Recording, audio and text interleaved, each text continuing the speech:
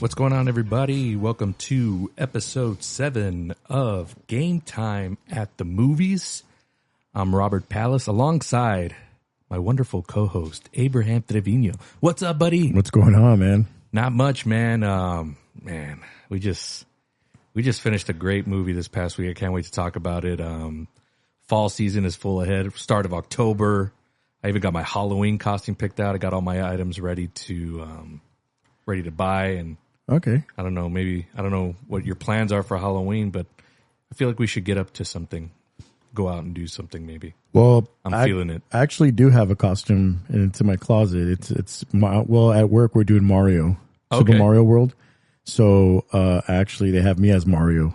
Excellent. So I got a Mario costume. So yeah, shoot, I don't mind. Okay. I don't want to give away my costume yet. I'll maybe leave you guessing until we actually find an event to do. Okay. We should maybe, both of us are single. Maybe we should do a singles thing. Look for something. Who knows? You never know. Hey, you never know. Let's mix it up. Yeah, let's do that. I'm good with that. Yeah. So how was other than that, how's your week been? Good. Getting back into the groove of things. I mean, I've been working, but kind of like just slowed down a bit. But now it's like full throttle. It's steady, so that's good. Yeah. At some point in time, down the road with our pod show, I mean, we're both dads. Mm-hmm. Just a little bit insight in life. Like, I mean, I know you don't want to maybe talk a lot, but maybe just, talk about your daughters, what they do, their activities, mine the same. Mm. And I mean, we not only do we talk sports, but maybe just like life, like a little short segment, but that can be later on. Cool. But yeah, we got an action-packed show today. Yeah. We also have another special guest that you'll be introducing in just a bit. Do you have anything else that you want to, anything interesting, like maybe happened to you, or maybe that you saw, or just anything? Oh gosh.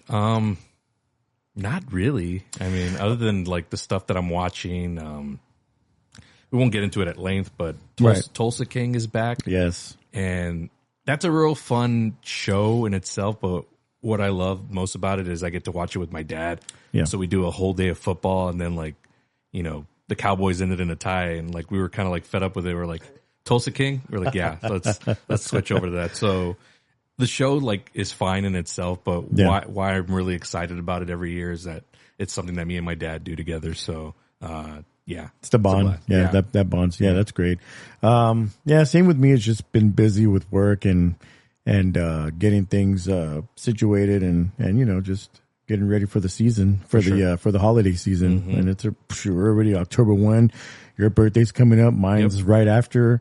I know we mentioned going to a Spurs game, but now I kind of maybe seem a little interested in that Chargers, but I mean, that can be something later. But anyway, if nothing else you have to say, I mean, let's go ahead and dive into it already. Yeah, let's do it. All right, folks. So we're going to go ahead and start off with the MLB, with the baseball playoffs stuff. Are underway. So now this is where we'll talk about some of it. I mean, we probably won't go into depth unless we don't expect, like for me, I don't know players. I mean, I know the big ones, Ohtani. Right. This is Kershaw's final swan song. The Dodgers right now are playing currently against the, who are they playing? The Dodgers are playing. They're playing right now. They're playing the Reds. The Reds. They're up 1-0. So. Yep.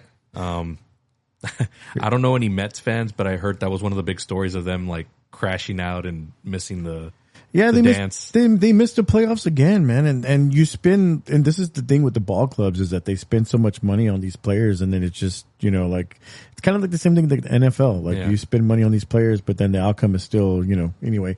So on the docket for the playoffs, and these are best of 3 series. Mm-hmm. So you got the Tigers versus the Guardians. That series is tied 1 apiece.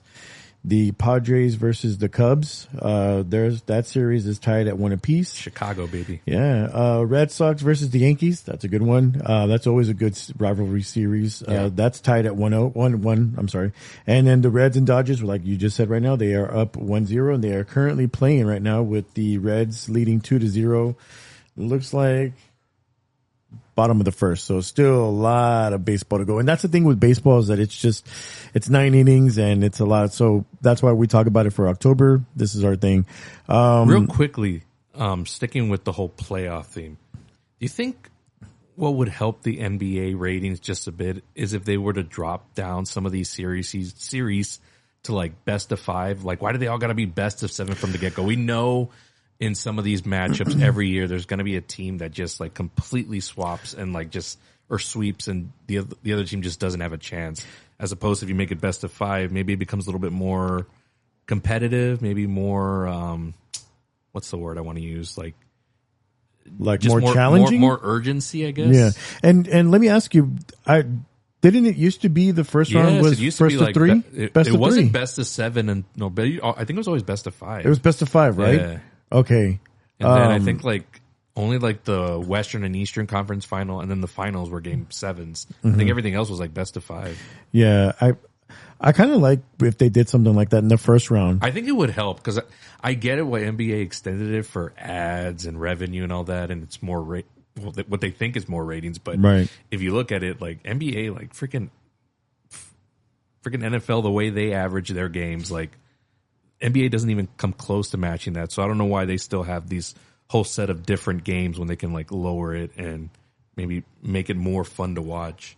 Yeah, I agree with that. I wish they would like cut it short in the beginning, and then maybe like the finals, be like the best. Because even NFL's stretching it with adding that 7th team. Like some of these earlier games are not that all interesting, as opposed to like, man, like once you get to the nitty gritty, like the games become harder. So I got to ask you, so like, and I don't know if that started just this year in the NFL, but like the 3 preseason games, it used to be 6.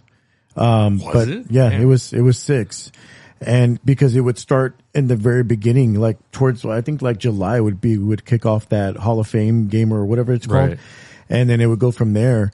And there was games like every week, but with the starters not getting any reps, I mean, do you agree with, do you feel like they should play one? Yes, that's what's causing a lot of the injuries is that these guys don't play, and then you're expected to be in game time shape. But that's why I say like the real preseason is September. But if they play in the preseason, you get a lot of that, am I going to get injured out of the way? And then by the time September rolls around, you're ready to go. Yeah. Yeah. I mean, oh well. But whatever, That's why I never trust September, man, when it comes to like, oh, this team's great or this team sucks. Like, you don't know. Well, I mean, look at now. I mean, Tyreek, that gruesome injury. I mean, like with the NFL, and look at the Ravens; they're all beat up. Lamar. You mentioned off air the Niners. Just Jesus, man. So anyway, my Bucks are decimated right now. Like it's not good.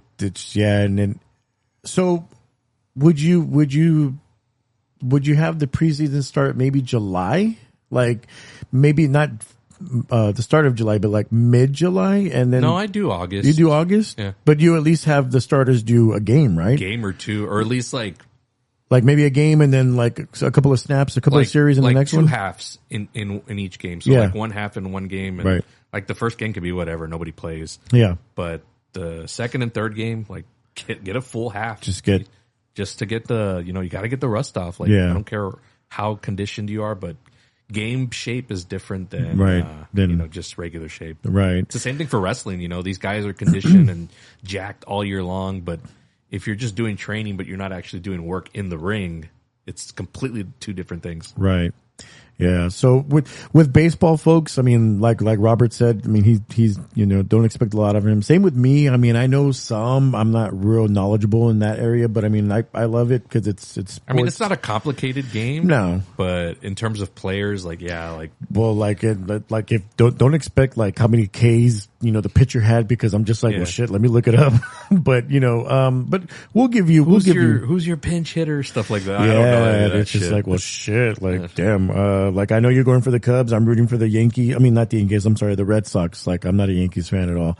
I mean, Boston. I always support anything Boston. I'm surprised that the Red Sox aren't because of with Brady and with the but Pats. I'm also like I said, I'm a big CM Punk fan, and he's a Chicago Cubs fan, so like I gravitate towards that. And then of course, like I mean, I've always liked the Astros. Like I know there's been controversy over the years, but like if they're in it at the end against a team that is whatever, I'll cheer for them. So let me ask you with the Astros. I don't know if you might have heard about this, that a couple of years back when they were in the World Series, when they won it, about I think it was like stealing signs or something like that. Kind of like football, where the people would talk about the Pats, But didn't they actually get caught doing stuff? So like the difference with the Pats is like it's all hearsay. Like, well, what I was trying to get at is, like, do you just feel like it's just people like just hating, like it's just like, well, or certain. Well, it hasn't helped their case that they've kept winning, right? So yeah. And there's something else So for NBA, I mean, would the Celtics be like a team that you root for, or? Well, no, because we have our team, the Spurs, so I do go for them. But if they're not in it, like in the Celtics make it all the way, I'll cheer for them. I mean, you're a Boston guy, so that's what I'm just trying to figure out. I mean, with the Celtics, I'll cheer them. I like them. Okay. I have no issues with them. Yeah, they're not a bad team. No. Okay, well, that's going to be enough for us for baseball. Like I said, as the playoffs keep going, Robert and I will watch a couple of games. We'll give you something, and we'll just give you updates on that. Let's go ahead and switch over to college. I know that's another area where we're both not going to go through, because that's just too many teams. But we're going to give you like our teams, like mine's Texas, Robert's is Michigan, and then of course his Belichick watch with North Carolina. So this Saturday, like I said, there was a bye, and you didn't even know. You were like, oh, there's a bye in college, and I didn't know. Yeah, so hey, even the guru sometimes learns something, folks. So number 9 Texas is going to face Florida. Florida Gators. Florida Gators. They're a feisty team now. So I was reading on ESPN that Longhorns, like, that's it, because they lost the first game. They got knocked from number 1. Now they're number 9, and they're just this Arch kid, man. Like, I really hope he pulls through, but you just wanted to so bad, just because it's Texas Longhorns. It's what the Dallas Cowboys of college football, as my dad always says. No. You can't stand the Mannings, man. I'm like, damn. They're royalty, I guess, but sorry, Brady and then Mannings are way down. I know you don't care. I know you don't care about this part, but I do want you to watch this Texas team, and I just want you to see how Manning, or even I did see him against Ohio State. I watched that game, and it was just like that was like the first game, but now we're a couple of games in now. So you don't have to watch. I'll give him another shot. Yeah, I want you to give your analysis, your pick. For sure. Yeah, I want you to dissect. You're Michigan, number 20, ranked 20. They are going against Wisconsin, so it's not an easy matchup, but that'll be pretty good. Do you know where any of these games are playing? Because accessibility will be a huge thing for me. You mean like what station, or? Yeah, because I got to see if I'm gonna be able to watch it. Well, Texas usually plays like on it's either Fox. Well, since this is Florida, this is not a big game, so maybe Fox. ABC. Maybe, so you don't know. You know what? CW. Yeah, CW. Okay, if it's on CW, I have access. So it's Fox, ABC, CW, and then they usually play on ESPN or ESPN2. Okay. So you'll be able to watch them. Okay. Michigan might be an ABC one, because they're usually on ABC, because this is a big game. So that might be ABC. Because I have ESPN Unlimited, so yeah, if you they should have get access to ABC. all that, then yeah. So I do believe Michigan will be on ABC. Does Texas still play on the ESPN? Still has the SEC network, right? Yep. Okay. Yeah, so you should be able to see that. North Carolina going against Clemson. They're 2-2, and Clemson is 1-3. I think they just played the last time that we saw them, North Carolina. Yeah. And then I know we talked about it, so I really don't have much. I just feel like this is Belichick's first year, like he's getting into the groove. Yeah, I know this is also Arch Manning's first full year, but I think the hype for Manning was more than like Belichick. Oh. I think people wanted Belichick to fail at the get-go. Like people were like, even us were saying here, the race for Arch Manning, who's going to get him first in the draft, and even in the NFL, analysts were just like, hey, so next year they're already talking about next year's draft, and it's like, damn, we're only in week 2. Well, that's usually how it goes. They're always looking ahead to next season. Well, not only that, but these commentators, as analysts, put the Heisman already on Manning, and the first game wasn't even played. And you saw him playing, it's just like, well, shit, there goes that. It's diminished. Well, I mean, these analysts are all like ridiculous. I mean, last year they were already crowning Jaden Daniels like a legend. Like, dude, give him another season, and we're seeing like that's not that he's having a slump, but hey, well, it's not all going well. It's what we saw from Stroud. We talked about that as well. Yeah. So all right. Anything else you want to add on the college? No, but I will be paying attention to ESPN this weekend, having that accessibility, and I love about ESPN is they got the multi-view thing too, so I can put different games on. So yeah. Any wrestling updates that you want to talk about? No, there's a show next week, and that's the one that's going to be like at 7 a.m. But I'll get up for it because I'll watch any WWE show. But as far as like any big news, no. I mean, they announced John Cena's final match. That's going to be December 13th in Washington. It's going to be on Peacock, so if you have Peacock, you'll be able to see it, and that'll be his last and final match ever. You're a little. I mean, he had a good run. I mean, I've seen this guy since before he was anything. So, like, I saw the birth, the life, and now the death of his career wrestling wise. So yeah, I'm gonna be emotional. I'm not gonna hide that. Like, I get it. He's a big part of why I kept watching wrestling all these years. Like he's had more longevity than The Rock, Stone Cold Steve Austin, even Hulk Hogan.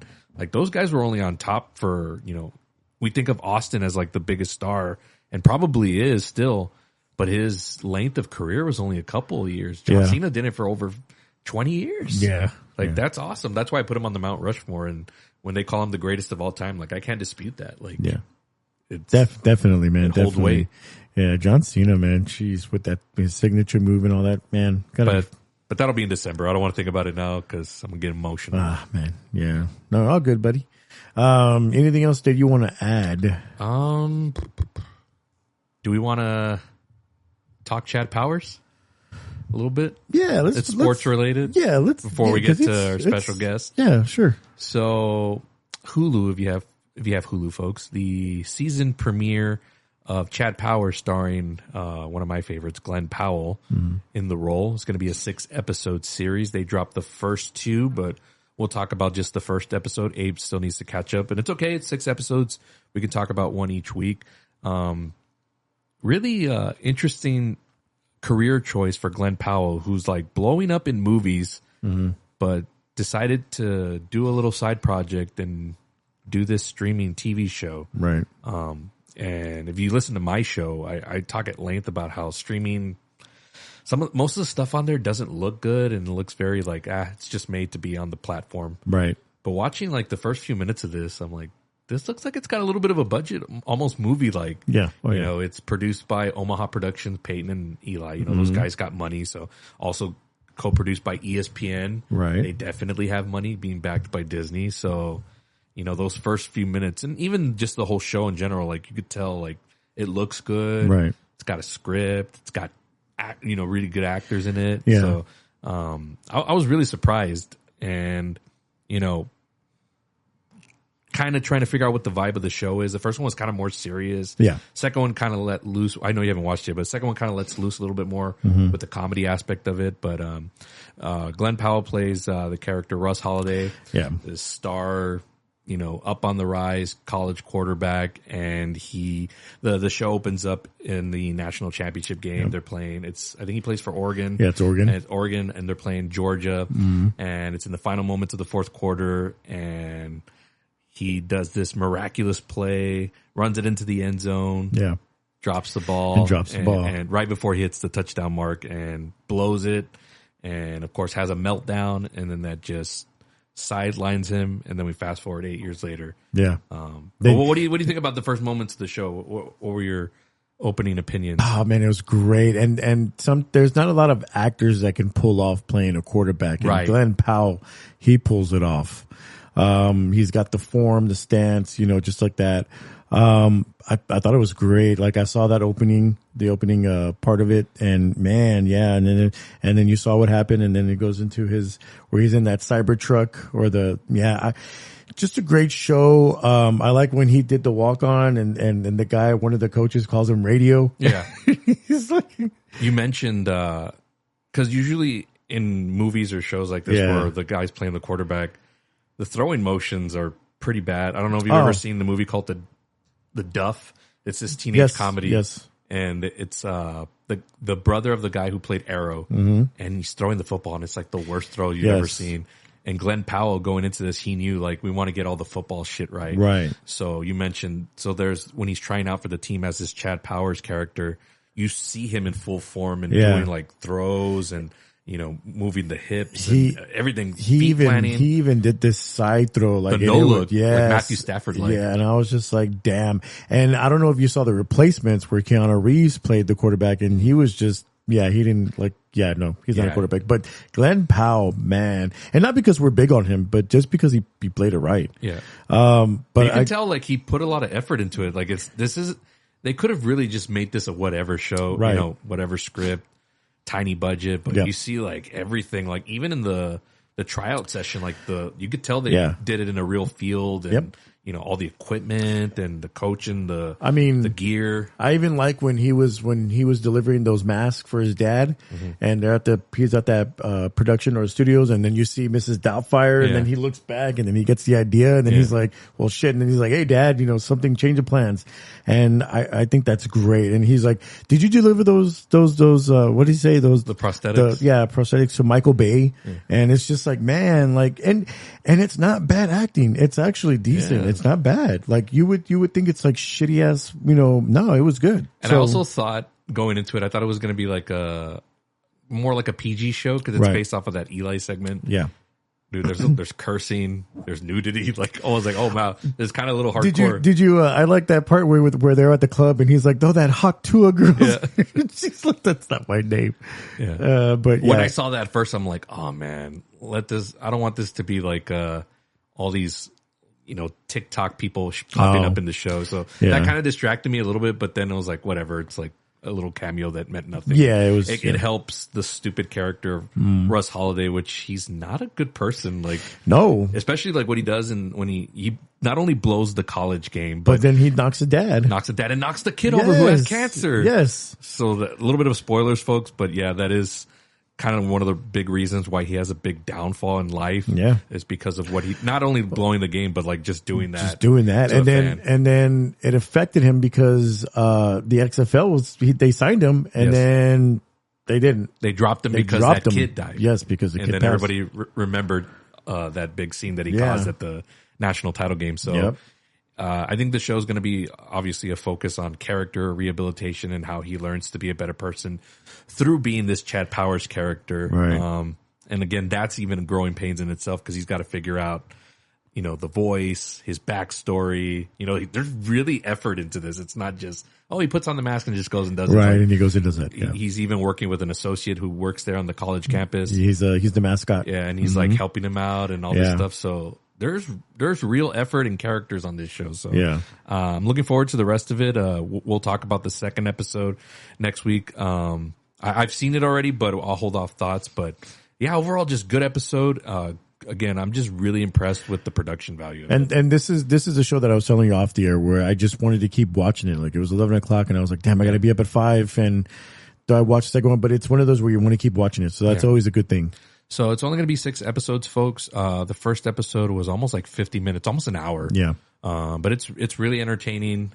There's thought put into it. It's not just out of nowhere. There's stuff going on with this Russ Holiday character.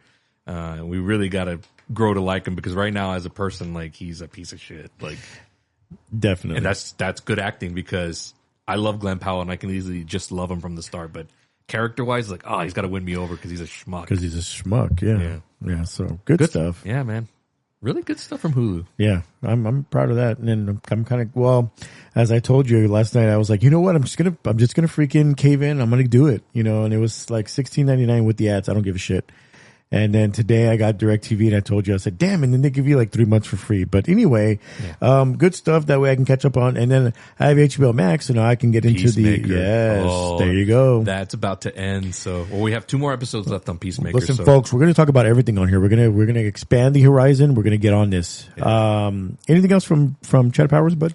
Chad Powers. Watch it, folks. If you like Glen Powell, you'll like it. It's not, I don't really recommend streaming stuff. Yeah.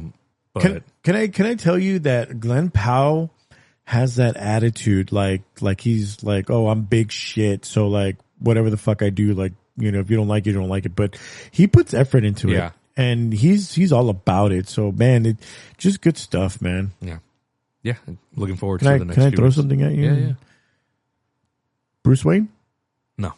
All right. Not for his career. I'm sorry. He would. I mean, would I hate it if it happened? Absolutely not. But I think for what he's doing in his career, he doesn't need a superhero movie. Okay. Doesn't need it. Eventually, you got to get me with that segment sooner or later. Maybe later on. Maybe after Halloween and all that. What? Like who's going to be Batman? No, I want a Batman segment. We just shoot the shit. Okay. Yeah. But anyway, what else you got? Nothing else unless you want to go to break and then we bring our guest. Yeah. Let's take a quick break and then we'll get our guest on the line here and then we'll dive into the NFL. All right, guys. This is Game Time at the Movies. We'll be right back. Does Mark Kerr still have it in him? I just need you to let me in. You're sacrificing everything. It's the biggest fight of my life. Let's go. Smashing Machine, rated R. Get tickets now. All right, and welcome back, folks. So we're going to go into a different segment now. We're going to go into the NFL. We're going to dive into last week's games, especially the Packers and the Cowboys. Robert, boring. I know Robert's going to say it's boring, but as I mentioned earlier, when this at the start of the show, we got another special guest, my boy Patrick. Welcome on the show, Patrick. Hey, what's going on, man? What up? Yeah, we got him live. It's been a while since we had Pat on here. Yeah, it's been a long time. Sorry on the loss, Pat, but I had to do it in fantasy. It is what it is. I should have woke up before the Dublin game and big fat 0. You had a Robert moment. I get that. Anyway, so let's go ahead and before we talk about last week's games, Pat, the reason why I brought you on this show is because I wanted to get your thoughts and stuff on this Packers Cowboys game. And I know Robert's going to snooze it, but I got to know because I know, some people were saying like, oh, Micah was a factor, even though he had that one tackle that saved Dak from scoring at the very end. But I mean, pretty big tackle. You can't just ignore it. Oh, but he was a non-factor. But anyway, I want to get your thoughts, Pat. Like, did you watch the game? I mean, what did you think? Yeah, I watched. I think I caught everything except for the first drive, which was showed anyway. But that I'm not even a big Dak fan. He went crazy. He did. That was that's the best fantasy football you could hope for. Like just touchdowns after touchdowns.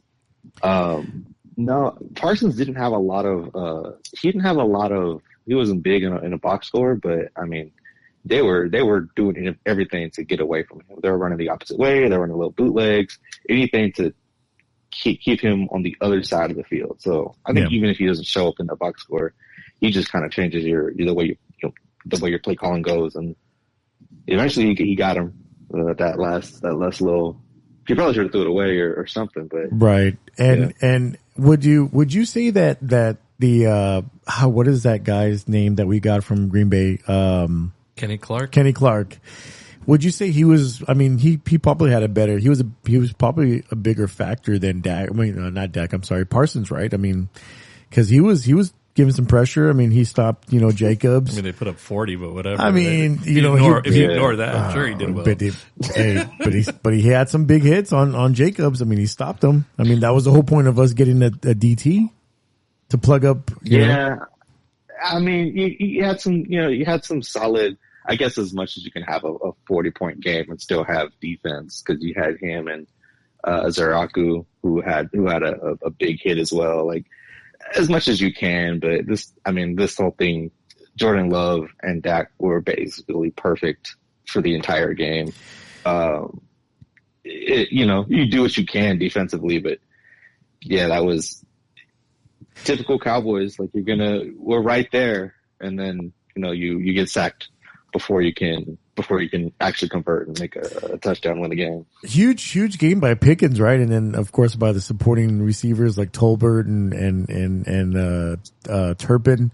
You know, huge. I mean, my colleague over here is shaking his head because he can't stand the Cowboys. No, you're pathetic because you talk all this junk. Hey, but at the end of the day, what happened? What was the result of that game? Okay, it was a tie, but the thing is that for most Cowboys fans is that nobody expected this kind of game, though. I did. Did I not say on last week's episode that the Cowboys were going to play up to the Packers? Robert, Pat, did you expect this kind of game from the Cowboys? I mean, I didn't. Here's the thing: Dallas is always, if it's a primetime game, they're gonna be in there. They'll hang in there as much as any other team. It's just that even, you know, without Parsons, without CeeDee Lamb, George Pickens is just uber talented. Like him, Jalen Tolbert, they have some real talent receiving wise. They have some real talent in the running game. Javonte Williams did a really good game. Yep. I mean, I know Miles Sanders got banged up. I mean, my colleague is still laughing, but I mean, hey, it's fine. You know, it's fine, Robert. I mean, hey. You could just tell you guys only watch Cowboys games. That just goes to show, like, if anything, you know what really did surprise me in this game? How bad the defense was for Green Bay. You know, I talked them up last week about how it wasn't just going to be Micah, it was going to be the other guys. But they disappointed me, and I was also disappointed with their clock management at the end of the overtime. What the hell? That was total Cowboys. Like, you would see the Cowboys do that kind of mismanagement of the clock. Green Bay could have won that game, but they fucked up. I had that too. That the Packers that clock management the last drive was really weird, and I didn't get running the clock down to a minute 15. And, you know, a couple seconds left. I don't get running the ball when you can go for the win. Right. I think at that point they were just trying to be like, well, we're not going to lose this game, so. If we get it, great. But if not, we can tie the game, which was disappointing. Yeah, I agree on that part. But overall, I mean, like I said, good game. Overall, it was a good game. Good game. Robert, do you have any other thoughts on or anything on that game? No, it's like eating like a fine 5-star meal, but then you end up getting diarrhea from it. So, like, what was the point? Like, was it worth it in the end? No, it wasn't. Typical. Pat, you got anything else on this game that you want to talk about? I mean, is there a concern about Micah going off the field because of his back? I mean, he's got the lower back issue problems. Is that going to be a continuous thing throughout the season? Probably nothing soon. I would think that it's probably they're probably just going to play it cautious, and if anything happens, the season's long. You'll probably miss a game or two around week 10 or something. But it's typical. But it's typical Micah, where he just, like, when they're out of the game or they're just not winning it, and he's just on the sidelines pouting. You know, like, just it's typical Micah. Like, do you think that he wasn't pouting? He was hurt. Nah, he was pouting. He was upset. He was frustrated. So now you want no. He was frustrated. That game was close, like, the entire time. He was frustrated. What are you talking about? I saw the game. Did you? I mean, I actually did watch it. See what was going. That's the narrative because he's not on the Cowboys now. So now you're going to be like, oh he's fine. He's fine. Because even then, like, I still think like he's not the big X factor everybody's making him out to be. I'm like, dude, you can totally like X him out of the game. Yeah, you, like Pat said, you can game plan or change your game plan to make him a non-factor, but you know, just double, triple team him and he's non-factor. But if he had gone to like the Pats or the Bugs, you would be like, oh, pounding your chest. No. But, you know, just Bucky like Irving could just juke the hell out of that guy. Just like you did when Zeke signed with the Pats. You're like, Zeke, give the ball to Zeke, give the ball to Zeke. Oh my gosh. Yeah. Anyway, pathetic, man. Pathetic. Nobody would ever buy that if you told them to people. Yeah. No, nobody would ever buy that. I will say this. What the reason it wasn't a blowout was because of that blocked kick. Because you run it the other way for 2 points, then you go back and you score right again, and that could have gotten really ugly really quickly. Yeah. But that blocked kick completely changed that first half, and then you started even at halftime. Yeah, that special teams. They had a lead. Sorry. Yeah, they did have the lead. Yeah, the special teams was huge on that one, but you wouldn't give it credit for that. But well, I mean, special teams has just been bad all around the league. I mean, if you actually watch other games, like there's been blocked kicks all over the place. Yeah, I've seen it. I've seen it. You know, someone who actually watches other NFL games. You just watch Bucks and you just watch Pats. That's what are you it. talking? I'm telling you more about this Cowboys game than you. So then, what are you talking about? I mean, I told you the game. It took me by surprise. I wasn't expecting that. By surprise. Okay, so I mean, Dak, like Pat said, Dak balled out on this one, but you won't give him credit for that. I said he was gonna ball. I said last week, you don't even listen to our own show. I said last week that the Cowboys were gonna play up to the Packers. You were like, no, there's gonna be a blowout or whatever. I was like, well, yeah, just watch. I was expecting a blowout. Just watch. I was expecting a blowout. But I pay attention to your own team more than you do. No, you don't. You smart. Well, that's because deep down you're like a Stephen A. Smith. You really do love the Cowboys. No, you just don't want. You just don't want to come out. And in time you will. No, I like Troy Aikman, Emmitt Smith. I like the old Cowboys, not anything after them. Not Romo. Not Quincy Carter, not, I'll even say Drew Bledsoe maybe for a while. Oh, okay, yeah, because oh shit. What else? Anything else on this game, Pat? Not really. I mean, outside of that swing, I mean, it was fun, but also at the end it's a disappointment when you have a tie. I'd rather lose. Nah, Abe will take the tie all day. Give me the tie. You're pathetic. You only say that, Patrick, because you're tied in our league, in our fantasy league. That's why. And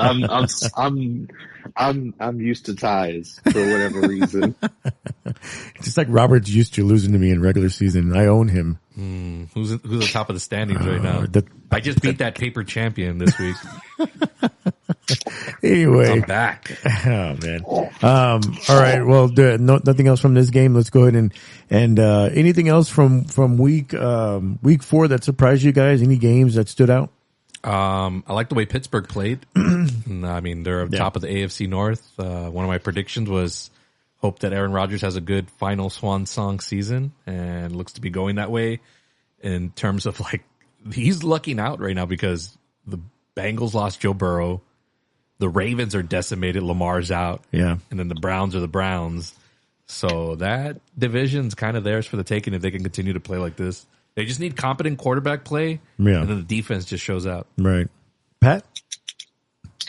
Quiet as kept because they've sucked for so long. The Jags have a really solid defense.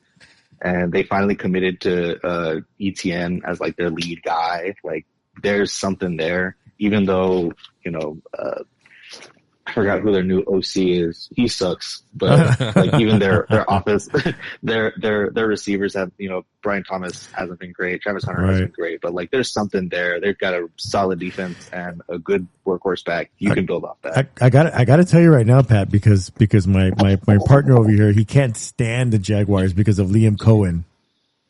So yeah, he's not gonna. But I've put that out there as like I'm not hiding from that. You think like I have some hidden agenda, but Liam Cohen did the Bucks wrong, so I don't wish him any success. But I can't deny that they're not playing well, so I will give them that much credit. Then pick them.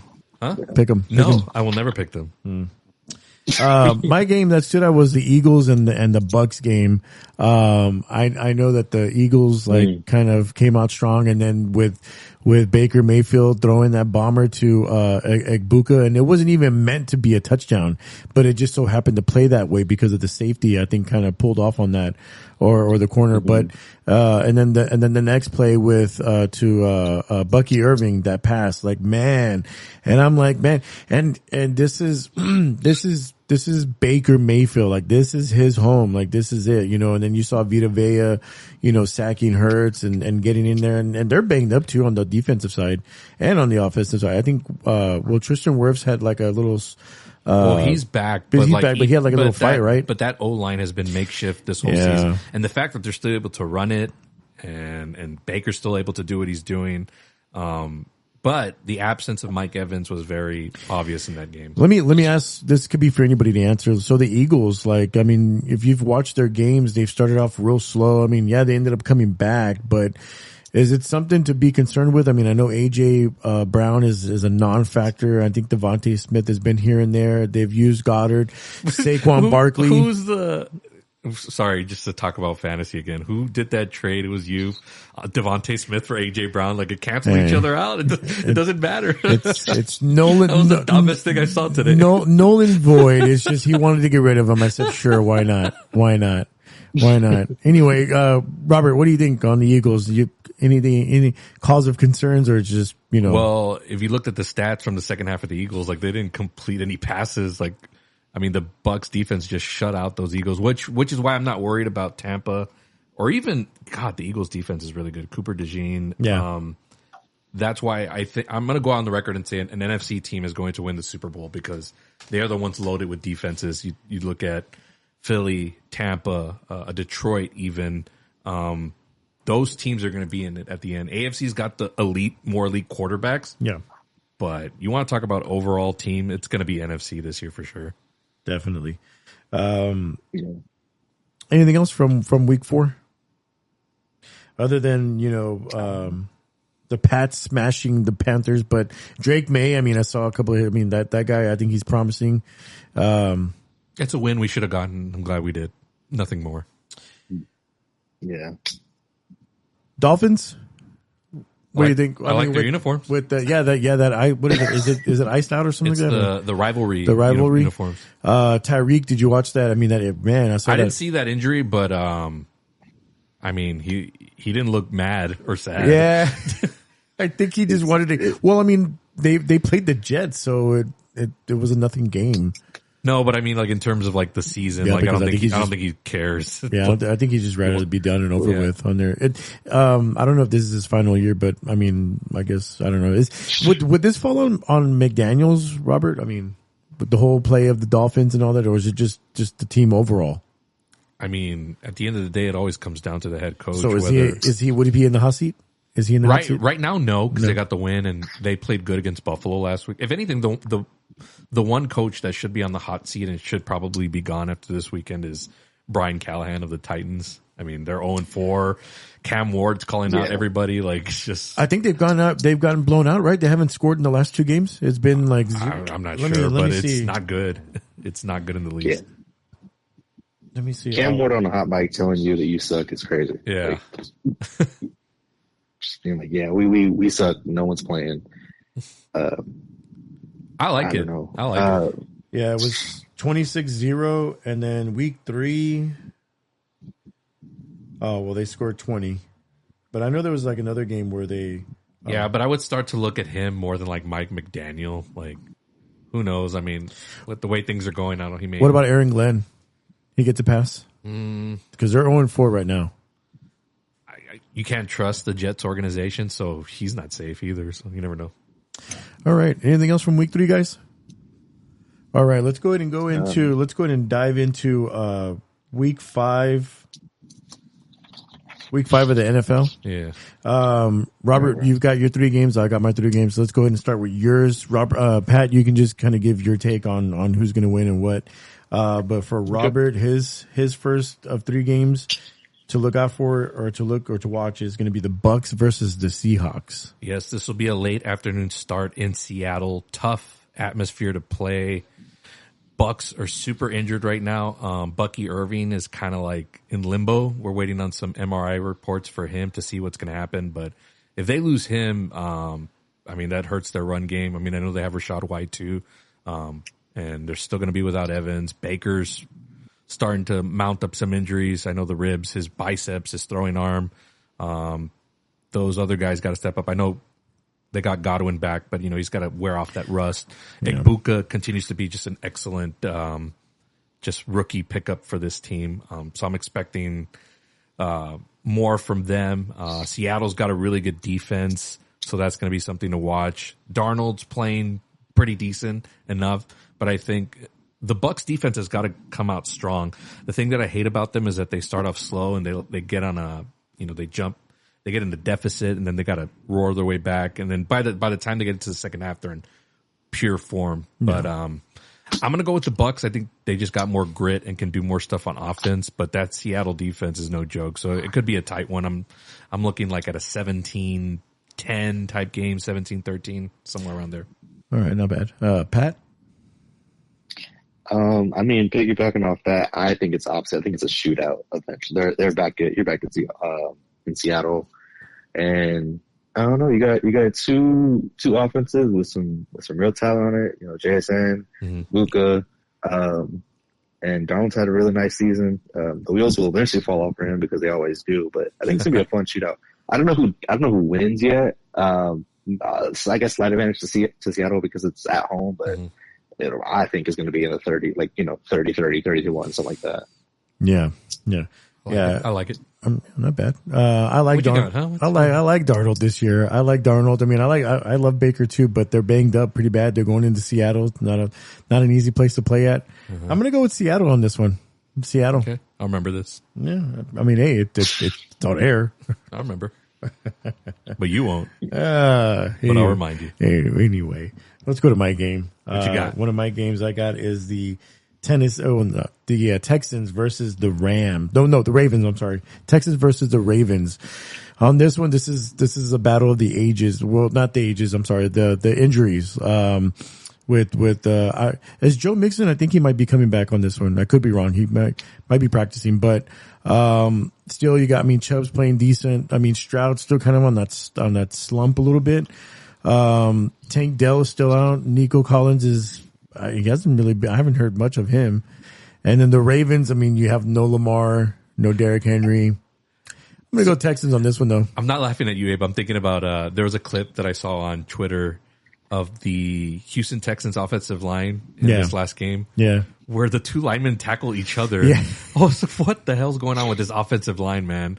I have faith in the Texans defense. It's top notch. Yes. And then I'm pretty sure Lamar's not going to play. He's not. Okay. Rush is going to start, so that's why I'm picking the Texans. Yeah. And that Ravens defense is all kinds of. They're almost as bad as the Cowboys.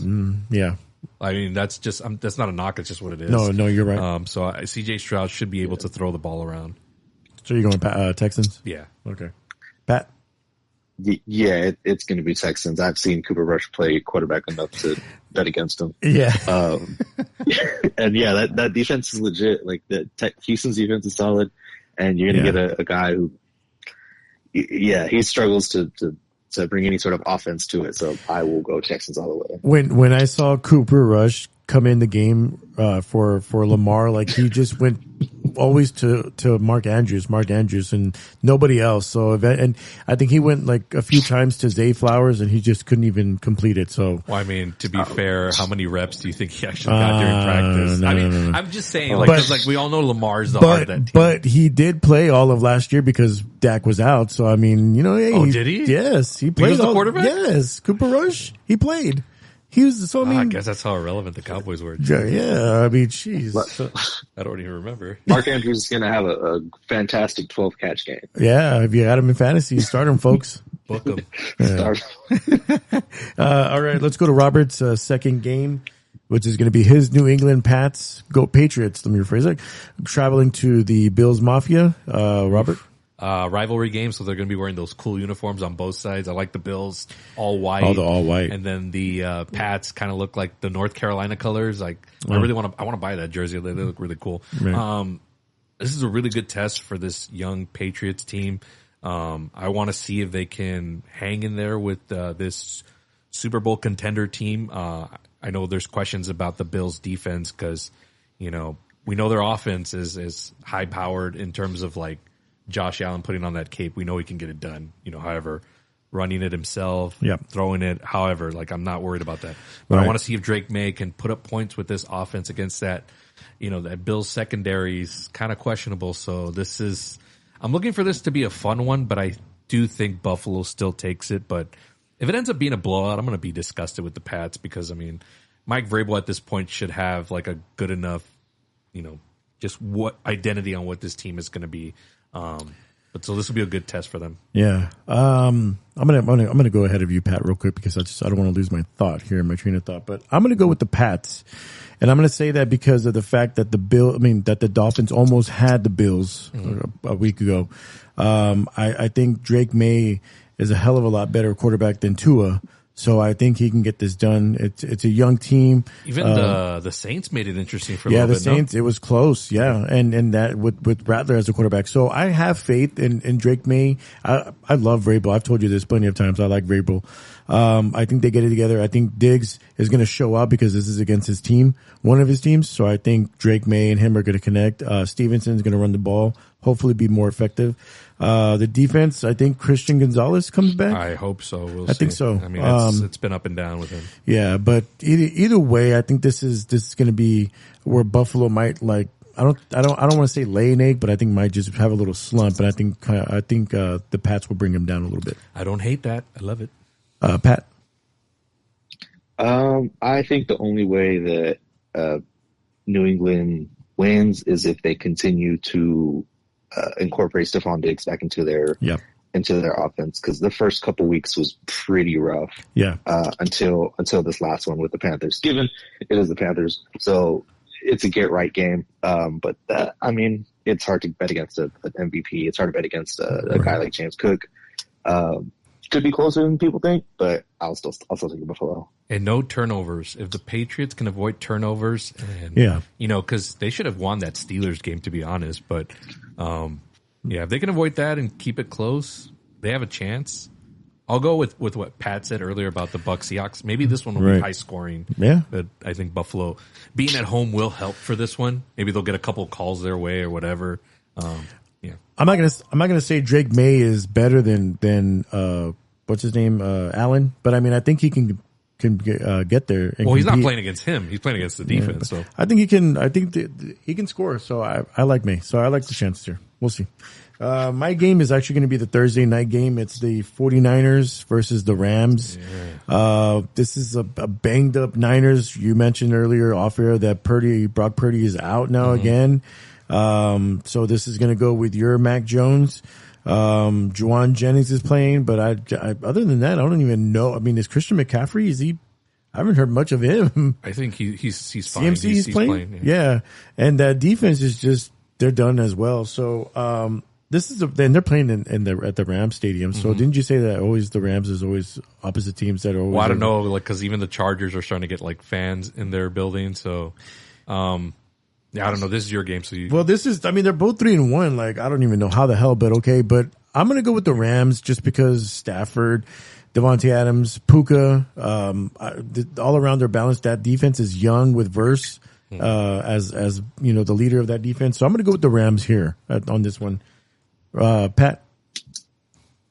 I'll go Rams as well. When that offense is clicking, it's such a fun thing to watch.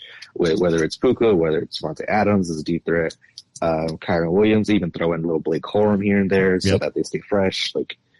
Man, that's a really fun team when it's clicking. And then the Niners, they have the whole legacy of they've always been a tough defense. They've always been really good. But at some point the wheels I think will eventually fall off because there's just too many injuries. So I think it's against the Rams. Robert, pick the Niners. No, I like the Rams as well, but I'm also not going to ignore the divisional rivalry. And I think Kyle Shanahan has a pretty decent record against Sean McVay. So I'm not going to rule that out. I know it's Mac Jones, but hey, he wasn't playing that bad when he was in there for Purdy. So you can pick the Niners? I'm going to give him. I said I'm picking the Rams, but I'm just saying it's not going to be because you won't. It's not going to be 30-3 or anything like that. These games are always tight, especially in the NFC West. They always have some wacky score in these games, so look out for that. It's also a Thursday game, so we can't always expect the usual Sunday games, so it might be a little different. Right. Let's go ahead and go to your last game, which is the Commanders versus the Chargers. Jaden Daniels is back, and the Chargers are ripe for the picking right now. They are really decimated at O-line. Yeah. They just lost Joe Alt, their left tackle, who's going to be out a few weeks. That's huge. So if this is a chance to beat the Chargers, I still think they're going to win the AFC West. I think once they get their pieces back, once they get Khalil Mack back into the mix. Yeah. So that's another reason why they're ripe for the picking. Their defensive heart is gone right now. So, I'm going to go with Washington with Jaden Daniels back, some rest. I'm sure he's eager to get back in there and just get rolling and start playing the way he was last season. So I got the Commanders, but it'll be a fun one to watch. All right. Pat? I'll go Commanders as well. I think Jaden Daniels was ready last week. They held him out again because Mariota was holding everything afloat. They lost though, right? Losing to the who'd they lose to? So. Falcons. Oh, the fucking Falcons. They losing to the Giants is rough. And their beloved Lad McConkey cannot catch anything right now. Yeah. It's just they had a hot start, but it's just starting to all fall apart. I'll take Washington. I think it's gonna be a fun game. I think Jaden Daniels is gonna come back and show people why he was as highly touted as he was. Yeah. I can't believe that the Chargers lost to the damn Giants, but they're decimated at O-line. I just said it. Herbert though. Herbert. When you don't have an O-line, you can't do anything. He's got receivers. But if you don't get protection, you can't throw the ball. That don't mean shit. What do you mean that don't mean shit? I'm picking the Chargers on this game. I think they're going to come back because they're mad. They're mad about losing to the Giants, to freaking Jackson Dart, baby. Whatever. Dart, well, no Robert DeVito. Well, now he doesn't have Malik Neighbors, so yeah, okay, yeah, exactly. Anyway, there goes Robert on the train too early. You know what I would do if I were the Giants? I'd trade Jameis or Russell over to the Bengals and try to get one of those receivers. Not you won't get Jamar Chase, but maybe try to get a T. Higgins. Yeah. Have somebody for Jackson Dart, but I don't know. I doubt Cincinnati would do that. I don't think so either. But I'm going with the Chargers. I'll take the Chargers on this one. I'll take Harbaugh. With no O-line. Good luck. Good luck. Hey, when they win, you're gonna eat crow.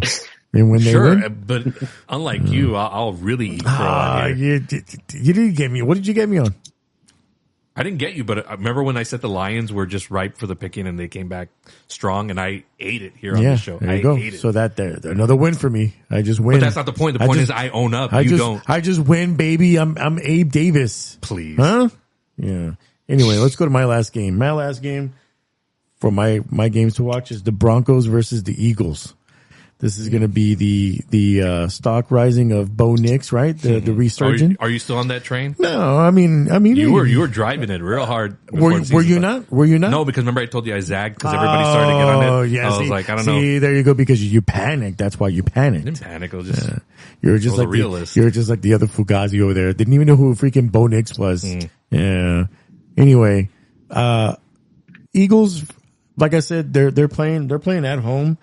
But with the Broncos, I mean, I like the Broncos. I like Sean Payton here. I like him better than Sirianni. I like Bo Nix. Stop naming people. Tell me the reason why. No, I just said it right now. Bo Nix. Stop naming people. Tell me why. Bo Nix. That's the reason why. That's all I need to say is why. Bo Nix. Okay. The Broncos. Schematically, why are the Broncos going to win? Broncos win. They have a better defense. Okay. They have better defense, better offense. Right? Because the receivers for the Eagles, what have they done? Nothing. Exactly. I mean, you all traded for each other. So, I mean, you obviously think they're going to do something. Nobody's talking about that, though. But that's the thing, though. Nobody's talking about that. You keep bringing that up, but nobody's talking about that. But anyway, the Eagles aren't doing anything. So PS2 is going to have a great game. So I'm going to go with the Broncos. Pat? I'll probably also go Denver. It's just hard to see. It's hard to imagine Philly going 5-0, especially because they almost let the Bucks back in last week. And it was just, I don't know. I'll go with the Broncos. I think they, outside of Bo Nix, you got some solid J.K. Dobbins, Marshall Harvey, the Franklin kid, that receiver, they're starting to get some more rhythm with Nix. I think there's some stuff there. I also just think the Eagles are just let them back in, and then like in the second half, there's just going to something happen. You let them get ahead, and then they just can't capitalize. Yeah, I agree with that. And folks out there, people want to know names. They want to know why. Robert just wants to say, oh, it's going to be this because of that. Like it's one-sided. Nah, we give it the full. Robert's just going to say, oh, the Eagles will win because you just named players. Yeah, they want to know who you're talking about. Why would one of the players for the Chargers? Who? Yeah, but you just said Bo Nix. Sean Payton. That's not a reason for winning. It is a reason. That's just names. That's enough right there.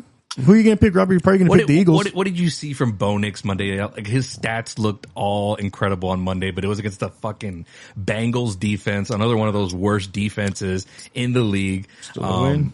Oh, you guys aren't giving the Bucks enough credit. You're like, oh, the Eagles let them come back. Dude, the Bucks are a Super Bowl contending team with that defense and that offense. I mean, y'all aren't giving them because y'all don't watch. Y'all don't watch week to week. That offense of the Bucks is the most exciting offense in the entire. Nobody NFL. cares. We're not talking about the Bucks. No, but it pertains to freaking Pat's point where he said Bo Nix and that offense aren't the Bucks. So I think the Eagles here are going to play their style. They're not high octane and all that stuff, but they get the W's. We're going to see some good Saquon here in this game. Just watch. But you won't eat crow, right? You won't eat crow on that if the Eagles win, right? Hey, if the Eagles win, you'll pretend. If the Eagles win, I'll be like, okay, hey. Yeah. You just rolled with it. You rolled with the dice. Rolled with it? Yeah, that's what you did. They're the reigning defending Super Bowl champions. How's that rolling with it? If you've watched them all year, if you've watched them all year. Are they undefeated right now? Are they 4-0? Because they couldn't close out. You being a Cowboys fan, you don't understand this, but W's actually matter in the league. You know, ties don't mean shit. So at the end of the day, W's matter. So then Bo Nix, he won the game, so you're shitting on him because he played the Bengals. Yeah, so what? He still won. But you're acting as if like the Eagles played like a nobody the last week. They've been slow start. They've been playing good teams, really good teams. Yeah, they beat the Rams. That's a good team. Yeah, they didn't close it out. They just didn't close it out. I'm not talking about the Eagles. I'm talking about the Rams. They didn't close it out. The Bucks, they didn't close it out. Yeah, but you're acting as if the Eagles haven't beaten anybody. You know what? But the thing is that the Rams should have won that game. What have the Broncos done? And it doesn't matter about the Broncos. That's who they're playing. It does matter. I know. So we'll figure out then. But the thing is that you're like, oh, the Eagles, they won this and this and that. Like, they're 4-0. Yeah, they're 4. Oh my gosh. Well, that doesn't matter. Okay, apparently winning in this league doesn't matter, but ties do, right? Because hey, moral victory, right? They played great. They played good. Yeah, they played good. That was a good game. Philly was able to finish them off, but we only lost by like 4 points. Who cares? Doesn't matter. Anyway, typical Cowboys logic is what it is. Hey, I mean, 4 points is 4 points. Anyway, anything else from this, Pat? From these games? I don't know. I'm a degenerate, so I'll probably look into see what does Spencer Rattler do against New York? That'll be interesting. Yeah. I don't know. I watch Red Zone and I see the Saints and I'm like, man, Spencer, he's not I don't know if he's ever going to be a real starter, but there's some juice there, man. There's something. They're mixing in Kendrick Miller. You got some guys there. I don't know. It'll be a fun little watch. Yeah. It's football, but Robert doesn't watch other teams other than Bucks and Pats. Using my line. Other than Bucks and Pats. He's like, who's Rattler? The Rattler from Fiesta, Texas? No. Anyway, let's dive in. Let's dive into the games here, for the noon games. The first one is the Dallas Cowboys versus the New York Jets. I'll go real quick. I'm shocked this wasn't on your game of the week. No, it's not my game of the week. Pat, who do you got? Justin Fields gonna have the time of his life. Pat, who do you got in this game? Nah, it's got to be Dallas. It's got to be a get right game. You better if you plan on still competing this season. I still think Dallas. They still have a solid run game. You got some uber talented receivers, and Justin Fields. As much as I like him, I don't think he'll actually keep up with the offense. Come on, Dave. Say your whole weekly. This is going to be the QB that has a Pro Bowl game. Yeah, Justin Fields. I mean, he's going to be great. If you have him in fantasy, start him. I would. Yeah. Shit, I don't have him in fantasy, but I'm going to go with the Cowboys though. I'm going to go with the Cowboys on this one. I just don't see the Jets pulling it off. All you got to do is take one of the receivers out of the game. What's his name? Number 5. I don't know for the Jets, but I think the Cowboys win this one and have the Jets go 0-5. I mean, pick the Cowboys. Other than Pat, who was a realist and realized that ties are stupid, looks like the Cowboys are coming off a high because this other Fugazi over here thinks a tie was fine. So Cowboys coming off that tie, they think they got it good, and then right back to like the game they had the week prior with the Bears. So upset. Jets get their first win of the season. Pathetic. All right, let's go ahead and get to the. I forgot about the London game. The 8:35 a.m. game, the Vikings versus the Browns. I'm going to go quick on this one. I'll go with the Vikings. Pat? Yeah, Vikings too. I think Browns just made a switch at quarterback, and it's hard to see that offense do anything. Robert will pick the Browns. No, I still trust Brian Flores in that defense, especially up against a rookie QB. Come on, Vikings. All right, let's move on to another noon game. We talked about that one. Sorry. Another new game is the Giants versus the Saints. Pat? He touched on it. Just said yeah, give me Saints. Spencer, there's some juice there with Spencer Rattler. They've started mixing in a 2-back system with Kendrick Miller and Alvin Kamara, keep them both fresh. I'll take Saints. Yeah, I'm going to go Saints too. The Giants lost neighbors, so and I don't Jackson Dart. Haven't seen much of him. Don't like it. I'm going to go Saints. not even giving him a chance yet. You know what? I like, where are they? New Orleans? Yep. Yeah. Yeah, pick the Giants. I'm going to pick the Giants. Vibe, momentum, you know, Dable, that was the most smiling I've ever seen him do in like his whole tenure there in New York. So I think he's a little amped up. He's going to have something cooked up for Dart. I know they don't have neighbors, but they'll still get it done. It's still the Saints. All right. Let's go into another noon game. It's going to be the Raiders versus the Colts. Pat, what do you got? The Colts should be 4-0 if they didn't, if that dude, I forget his name, Adai Mitchell. Yeah. I saw that live and I was like, this is the dumbest. I hate celebrating before you get in the end zone. It's the stupidest thing you can do in football. Colts all the way. Geno Smith is starting to revert back to like Jets Geno a little bit. So, and Danny Dimes is doing the reverse. He's what's it called? Indiana Jones now? Yeah. I do like that nickname. Got a solid defense. Yeah. Robert? I'm going to go Colts as well. I'm off that Raiders bandwagon. Gosh, Geno, he's got like, I don't know how many interceptions already. I think he has more than touchdowns this season. That's just, this might be it for him. Pete Carroll, also some dumb coaching decisions in this last game, where I think even in one of them they cut to him and he was like, oh shit, I made a mistake. Like, yeah, this Raiders not looking good. Feel bad for like players like Max Crosby and Brock Bowers. Like, they deserve better. Yeah, Colts. Yeah, I'm going to go with the Colts too. I don't have much to say. I mean, the Raiders, they just folded. So I'm going to go Colts. Let's go ahead and go with the next game. It's another noon game as well. It's going to be the Dolphins versus the Panthers. Pat? I'll go Panthers. Them just losing Tyreek Hill, Tua playing so up and down. And on the Panthers side, they have, I think Jalen Coger comes back from IR this week. So they stuck around some games. I like them. I think a little underdog. I think it's a solid get right game because Dolphins can't do anything right. So Panthers. Yeah, I'll go real quick too because I don't have much to say. I'm going to go Panthers on this game as well. Robert? Just for narrative and for my Bucks in the NFC South, I'll pick the Dolphins here. Give me all losses for the NFC South. All right, so now we're going to head into the 3:05 games. CBS, this is going to be the Titans versus the Cardinals. Robert? I mean, the Titans just not looking good at all in any phases of the game. Kyler Murray's up and down every week. This will be an up week for him. Do I start Marvin Harrison Jr. or not? Don't fuck me again. I started him. I put him in. Well, I mean, this last week. Well, the last week, and then I had him benched. Yeah. I don't think I have him in. You have him in our league. I have him in one league. You haven't. Yeah, I think it's in our league, and then I have him in another league. And anyway. Yeah, but this will be an up week for the Cardinals. Pat. I really wanted to go Titans because Cam Ward's trying to light a fire on their ass, but you just got Marvin Harrison's confidence back with the last week, and Kyler Murray isn't consistent, but does pretty well at home. I think if you can't capitalize on the Titans at home, something's wrong. So I'll go Cardinals. Yeah, I'm going to go Cardinals too because that Titans defense is just, I mean, not the defense, but the team is just, it's bad. Let's move on to another 3:25 game. It's the Lions versus the Bengals.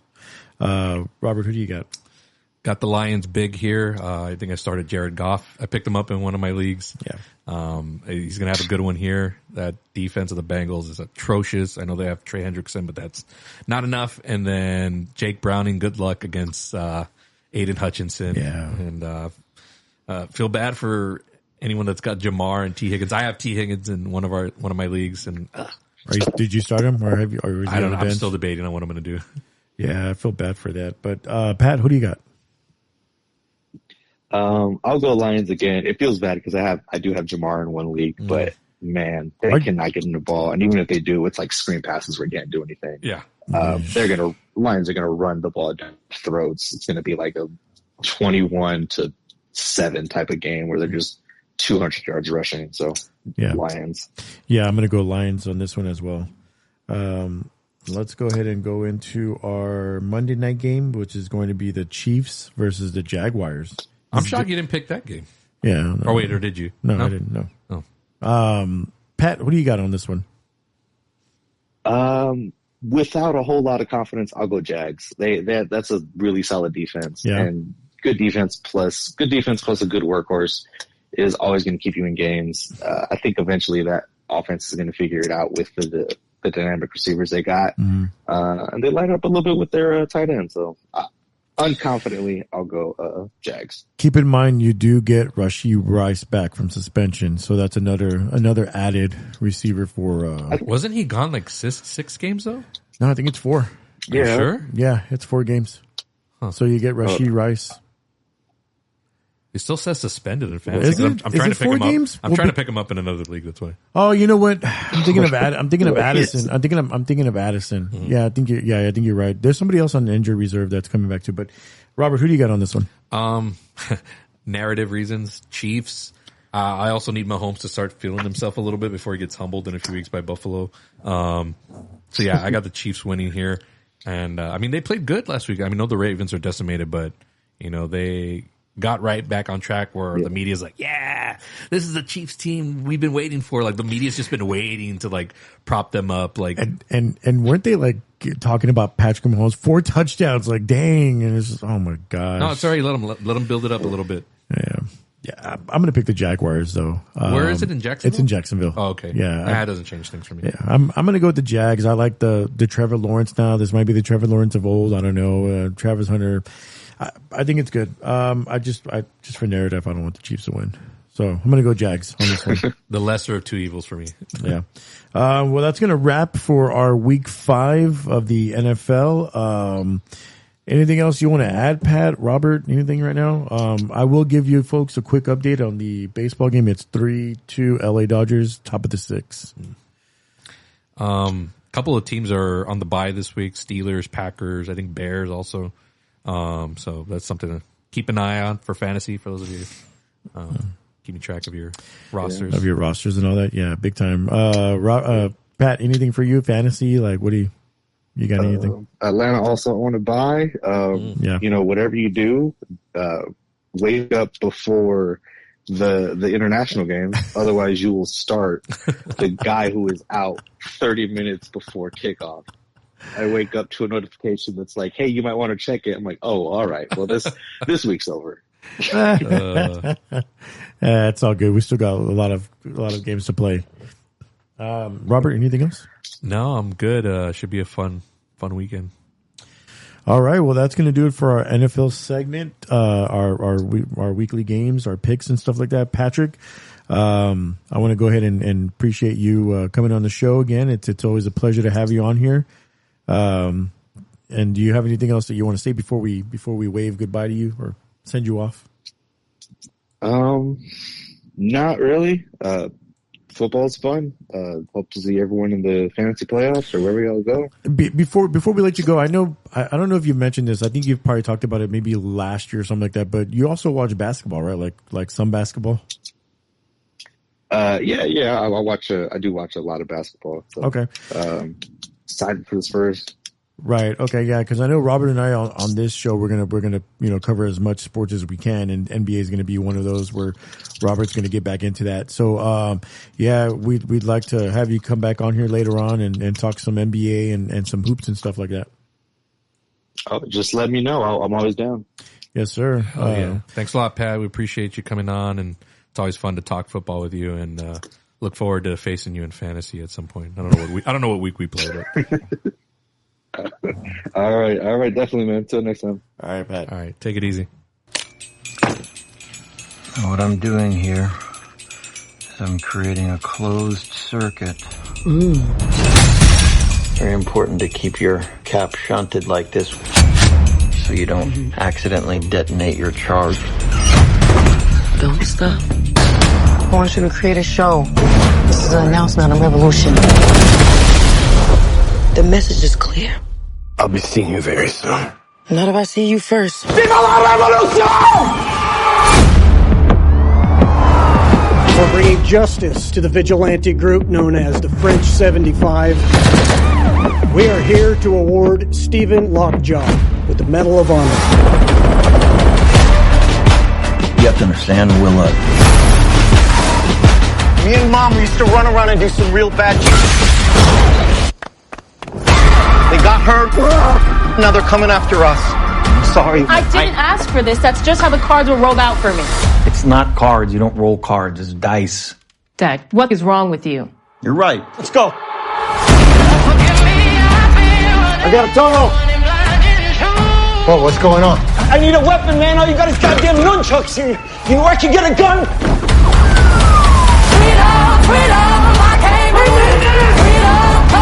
I wanted to protect you from all your mom's stuff, from all my stuff, even though I know that's impossible. This is the end of the line. Not for you.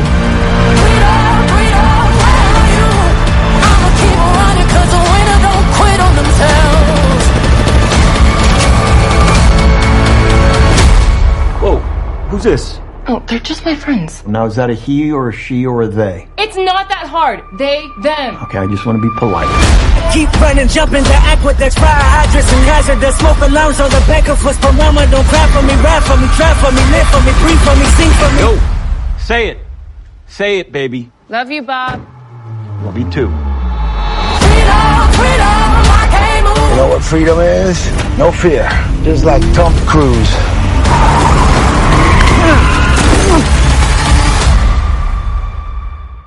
All right. Special thanks to Pat for joining us on today's show. Now it's time for our movie of the week here at Game Time at the Movies.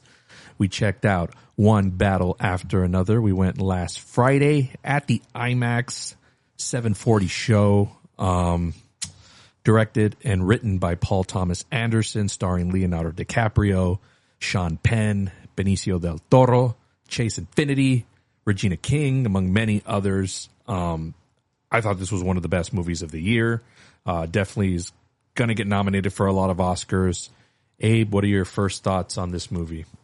I know not typically something you really watch, but yeah, it was really good though. It was from the get go, man. It was a really good movie. Leonardo DiCaprio, loved his performance. He's kind of like a stoner, you know, kind of like a I don't know, just a chill kind of guy. Love that. Love when he plays those characters.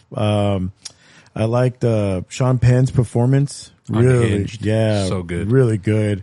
Benicio also too, man. He played it really good on his role, and all around, I thought it was a good movie. I really did. yeah, you know, at first, like seeing what the plot was going to be. So it's about these progressive, revolutionary, like I don't want to say terrorists is the wrong word, but they're disruptors. Right. They do kind of some bad things, and some of the stuff is questionable. So there's like this whole setup, right? It's a 40-minute like setup before we get into what the actual movie is.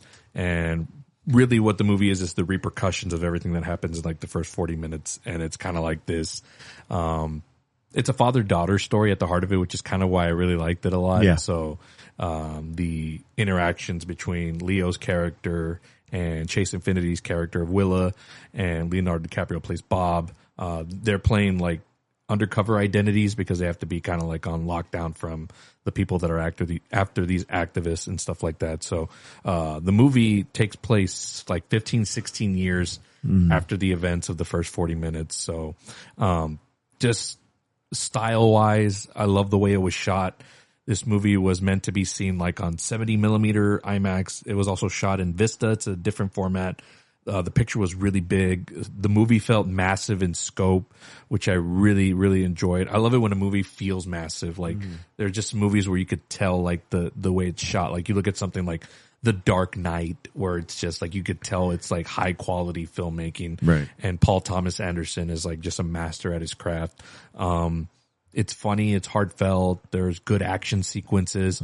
The final third act of the movie is like this entire chase sequence on one road, and I had never seen like anything like that on film.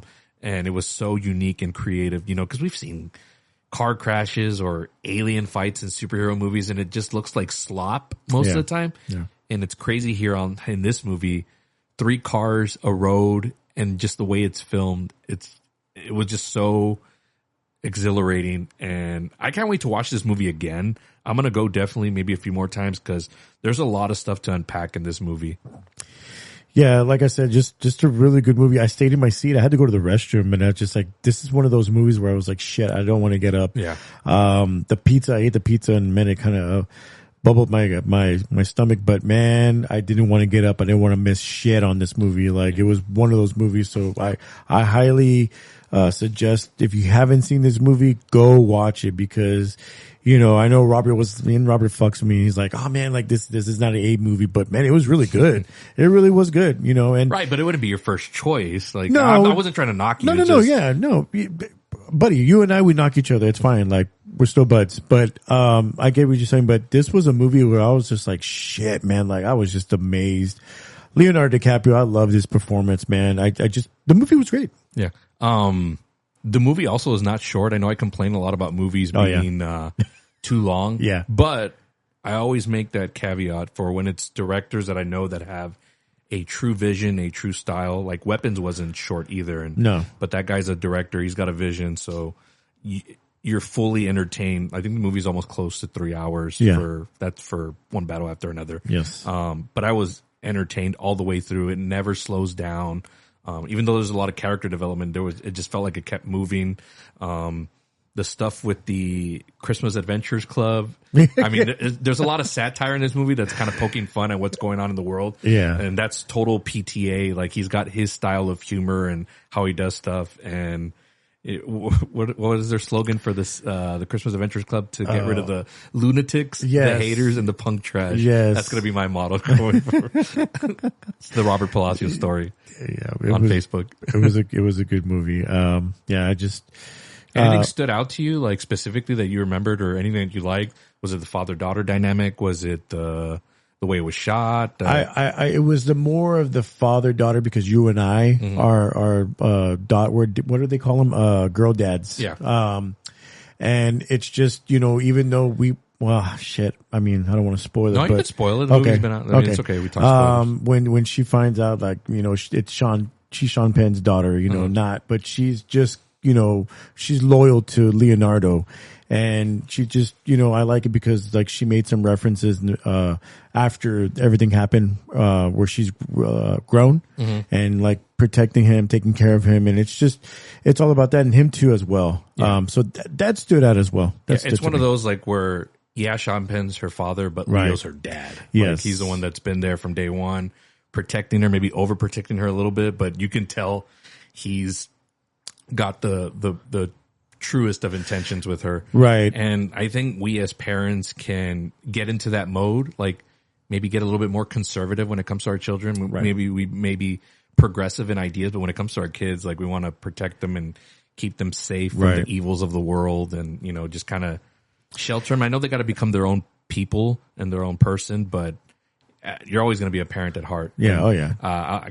I like the way the movie ends also. It gives you that sense of hope, but, just the father-daughter stuff was just undeniable. Well, I like the part where Benicio tells, they're in the car and they're going to the apartment, and he's like, oh, I'll call her cell phone or something like that. Yeah. And he's like, she didn't have a cell phone. And he's like, he's like, what? Yeah. So yeah, I mean, it's just great. I think the movie, as intense as it gets in, like, the first 40 minutes, like, the rest of it is pretty comedic and pretty a well-balanced tone. And I like these last couple of roles that Leonardo has done. They're more, like, loose and funny. I don't know if, Abe, if you've ever seen The Wolf of Wall Street or Once Upon a Time in Hollywood. I saw that one. Don't Look Up. Even Killers of the Flower Moon. It's a Scorsese movie, but the character he plays is like a goof. So, like, he's been playing more, like, characters where they're, like, they're not idiotic, but they're funny. A coworker of mine today was telling me he was going to go watch One Battle After Another, and he was asking me, like, hey, did you see it? I said, yeah, it's a great movie, Leonardo DiCaprio. And he was telling me that he likes Leonardo also playing the roles of, like, the funny, stupid kind of type. And he mentioned that Don't Look Up or something like that. Yeah. I guess he played that one's on Netflix, so if you have that one, I think it's still on there. Yeah, and so he referenced that movie, so I mean, I got to watch it now. So yeah, I've just been so interested in this portion of Leonardo DiCaprio's career, because usually he does, like, the very serious roles, Departed, Blood Diamond, you know, those movies. But you see him let loose. And even with big time directors, like these characters are a little bit more unhinged, just all over the place, a mess at times. Like in this movie, like how many times does he melt down? Like when he's on the phone, like with the guy, because he can't remember the verbiage because he's so stoned, or he's fried his brain. Because that's all he does, right? Like he's a character that doesn't really do anything. No, the most he does is be a dad. Like that's the most he does. Everything else is being accomplished by other people. Like, because I think, and I said this to Jake because he was like, "Oh, you're not giving DiCaprio enough credit." I'm like, but the movie really wasn't about him. It was about the daughter and Sean Penn's like intent on hunting her down and all that. And DiCaprio's kind of just like the Mr. Magoo, like cycling along. You know what I mean? Like just kind of just being like that. Oh, right place at the right time. But he's like stumbling. There's a segment in the movie where he falls off the roof, and it's such a physical gag. And then he gets like tasered right away. It's like, what is this is so slapstick, but it works in the movie for some reason, and it's because of the character. Yeah. All right, Abe. I'm gonna give it away. That's who I'm going to dress up for Halloween. DiCaprio. I got the robe. I got the glasses. The big, I forgot what they're called, but they're exactly like the ones he wears. Beanie. I know. My beard coming in a little bit. I know you don't do like the THC stuff, but can you get a vape? Like I'd like you to do the vape. I can't do the vape. Oh man, I don't smoke. I don't do drugs. Well, it's not drugs. You a vape. Like get like a cereal flavor and just freaking. I can't do it. I can't. Robert, that's what he does in the movie. I can act like I'm a stoner. I don't need to do the stuff. Man, you gotta go. You're gonna be in the character. I'm gonna have the look. The look will be down. You gotta be. So I got all that stuff ordered, so that'll be coming up for Halloween. Just a really fun. I think in terms of look, it's an iconic character for Leo. The music was really good in this. Again, I can't say enough about the cinematography, and this is going to get all the Oscar nominations, folks. Acting wise, I know I was giving Jake shit, but Leo will get nominated for Best Actor. Sean Penn, Best Supporting Actor for sure. Yeah. Now, the women for Best Supporting Actor, that becomes a little tricky because there's a couple ways you could go. You could go with Triana Taylor, which is who she plays the mom in the first 40 minutes, or you could give it to the girl who plays the daughter, Chase Infinity, Willa. Who would you give it to? For the nomination, I mean. I'd give it to Willa. Or both. I'd give it to Willa. Yeah, she was really good. Yes. She hasn't been in much. She's only been, like, from what I heard, like on an Apple TV show. I've never seen it, but she's got a career ahead of her, man. She has like a good screen presence about her that I really like. Yeah. Funniest part of the movie for you? Oh, man. Was it when her date shows up? No. It was what he says when Benicio tells him, and Leonardo's like hanging out of the car on that chase where the cop is coming after them. Yeah. And he tells him, what does he tell him? Like the Tom Cruise line? Yeah, the Tom Cruise line. Freedom is no fear. Yes. Like Tom fucking Cruise. Oh my gosh. Like Benicio. Yeah. So there's that scene, and then there's this scene where Willa's heading to a dance and her friends show up, and Leo's like kind of spinning out like, who are these people who are, just super overprotective dad, idiot. He's, it's all in the love of his daughter, but the way he goes at it with the friends and like threatening them. That was funny too. That's just total DiCaprio. Like you could tell that was improv. Like only he could have done something like that. But again, he's playing more loose. Yeah. In a lot of these movies that he's done in the past, he's kind of very tight and reserved. And I kind of like that he's letting it go. Right. He's older now. He's 50. I think he just turned 50. So. Damn.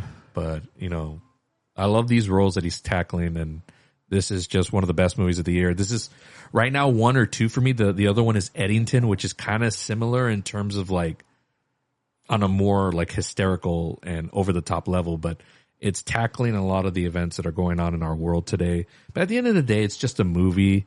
Try not to take it too serious, but when they're well-crafted movies by really talented filmmakers, really, you should check this out on the big screen. I don't know if you didn't take down the box office this weekend, did you? I got it. Okay. Yeah. We'll talk about it in just a bit, but please go see these movies on the biggest screens that you can, or if not, just go see it in a theater in general.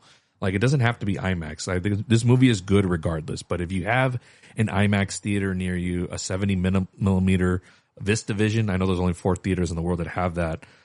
Check it out. I highly recommend it.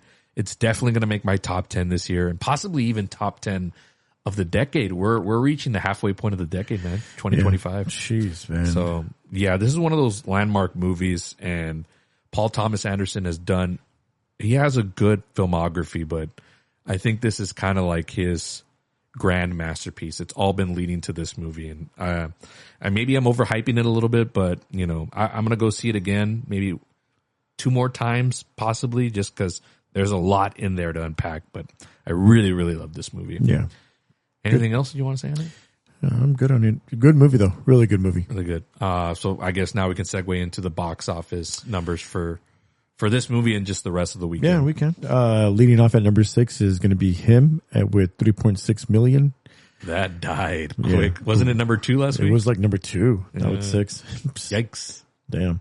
The Strangers, I don't know if I'm going to watch that, but Strangers Chapter 2 at 5.8 million. Actually, I am going to watch it. I don't know when though. The first one kind of did around the same numbers. So, yeah. I mean, it's just kind of there. It's another horror movie that's out. It's just a there movie.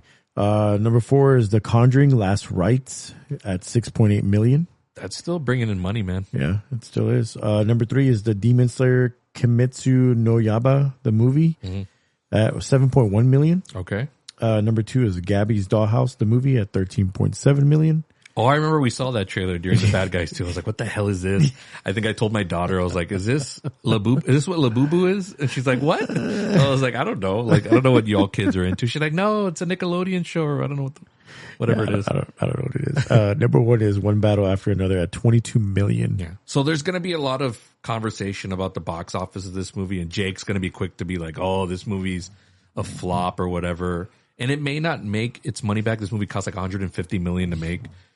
But the thing is, and Kevin Costner said this, Abe, you cannot make movies for the box office only. You got to make it for its lifetime, for its legacy. Right. And if this movie ends up winning like the best picture in the Oscars, you know, that's going to matter in the long run over like, you know, they talked about this on another podcast I listened to, but like Aquaman making $1 billion, but like Aquaman's going to be insignificant in like the next couple of years because they're redoing DC. So sometimes, you know, the box office doesn't really tell you everything. So Jake's going to say like, oh, this is a failure, but Warner Brothers has been on an amazing streak.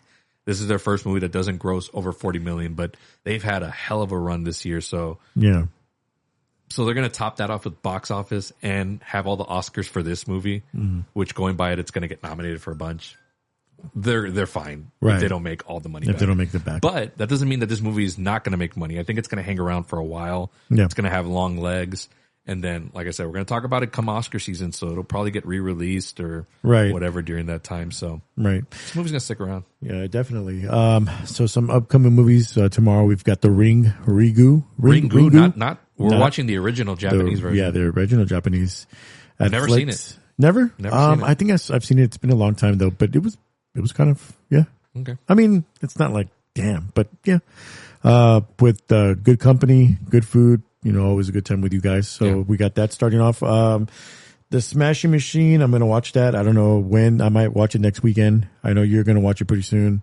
Yeah, I'm looking to go on a discount Tuesday for that. Yeah. Well, if you're doing that, then I definitely want to do that. I'd like for you to, I mean, if we do a discount Tuesday, I mean, would you be opposed to doing like a Flicks Wednesday for Good Boy? I mean, we could talk about that. I know that comes out too, but, we have Tron also coming out. Tron coming out soon. Hopefully Jake gets those tickets. They're running out. No, they're not. Real quick, folks, is Robert busted Jake's balls by saying, you know, hey, like, cause Jake was like, oh, what time for you guys? Like, he's like demanding. And I'm like, well, shit, dude, I'm not worried about it. Pick whatever.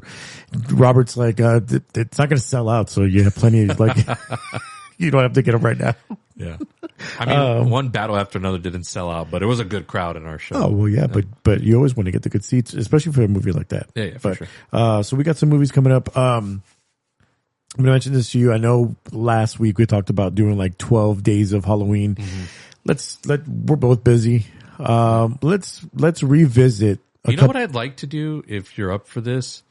Maybe come up with like a top 5 favorite horror movies of all time and we discuss them on here. Yeah, well, I was about to say that. Like, what if we revisit like some old school ones, like Halloween, the first one? Well, I've seen that one plenty, but I mean, I'm talking about, have you seen Hereditary? Have you seen? Yeah, we can do that one. The Shining. I mean, those are like, I don't want to name all of my top 5, but there's movies in there that are like, that I think are really scary. We can do that.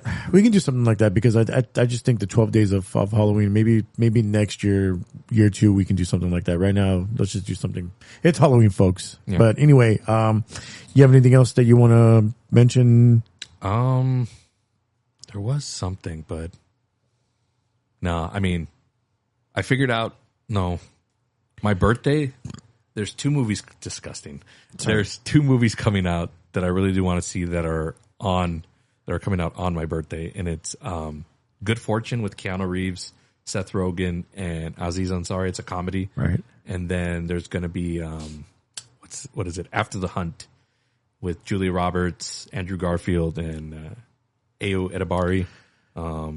Another awards contender movie. I got to decide which one I want to do for my birthday. But those are 2 really good movies. So are you like inviting us, or is this something you're doing? Well, once I think about which one I'm going to do, I'd like to do that Keanu one, but I mean, it's your birthday, so go for it. I know your birthday. Mine's not that far along. I'm thinking of like a get together because it's actually on a Saturday. Oh, nice. So probably somewhere like a Camp 1604. I'm still debating on it, but I'll keep you guys in tuned. There was something else. Oh, and I mean, of course, Predators is, oh my gosh. I mean, I'm going, but. Well, I mean, it's a free ticket for you, so I mean, why wouldn't you go? It's not a free ticket. I told you I'm buying that. Well, yeah, but I mean, I paid for One Battle After Another, so it's not really. Well, it's not really free. It's still going, and it's on IMAX, so shit. Sure. Huh? It's not going to be like One Battle where it was filmed in that format, so don't be surprised when you see a bunch of black bars in that movie. God, you're such a biggest hater, man. I'm excited for this movie. Anything else? Our socials. Robert runs the X account. What's it under? It's at Off the Top Rope 39 if you're searching by the ad symbol, or just search Game Time at the Movies. It'll pop up. On me, I run the Instagram. It's going to be Game Time at the Movies podcast. If you guys, I mean. We don't have an email. We don't need one. Just go ahead and just DM us on either one of those and let us know if you want to be on the show. We give you a call. You can plug in. You don't need to be on the whole time. Or if you want to talk movies, you want to talk sports, whatever. That's all I have, I think. Yeah. Go check out Chad Powers. Go check out One Battle After Another. We're going to be checking out more MLB this week, so there'll be more talk about it next week. Yeah. I'm going to watch a lot of the games, college.